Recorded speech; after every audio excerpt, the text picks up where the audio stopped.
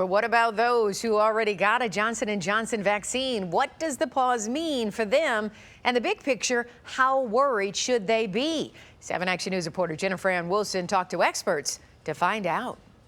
This technical school here in Detroit is part of the neighborhood expansion and was planning on issuing the Johnson & Johnson vaccine. They swapped at the last minute. But what about those of us who've already received the Johnson & Johnson? Just how concerned should we be? I spoke with an expert. There's an extreme abundance of caution going on right now. Jason Pogue is an infectious diseases clinical pharmacist and professor at University of Michigan. He says the pause on the Johnson & Johnson vaccine is a good move. I think that it should give faith to everybody that the process is doing exactly what it should be. 6 women so far have experienced serious blood clotting issues after taking the Johnson & Johnson vaccine. But for perspective, 6.8 million Johnson & Johnson doses have been given. That's 1 in a million vaccinees. So I think that's an important kind of thing to keep as a perspective. While it is a very rare side effect, could it be a result of rushed FDA approvals? I asked. Pogue says no. It was really fast because there was significant financial investment that was done.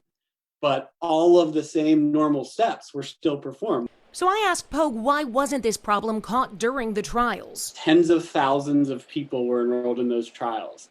So if something happens along the order of 1 in 100,000, 1 in a million patients who get a vaccine, it's not going to show up in those clinical trials. In fact, because of the fast rollout, this problem was likely caught much faster. Had you not had a global pandemic, you would have seen this over time, but you wouldn't have seen it so quickly. He believes the Johnson & Johnson vaccines will likely still be safe for the vast majority of people, but the pause initiated by the CDC and FDA is an important part of the process to ensure who the vaccine is safe for. Actually, part of the pause is so that they can completely understand who this is happening in, what the frequency of it is. Are there specific patients that seem to be more likely to have it occur? He says this pause should actually give us more confidence that the system is working the way it's supposed to.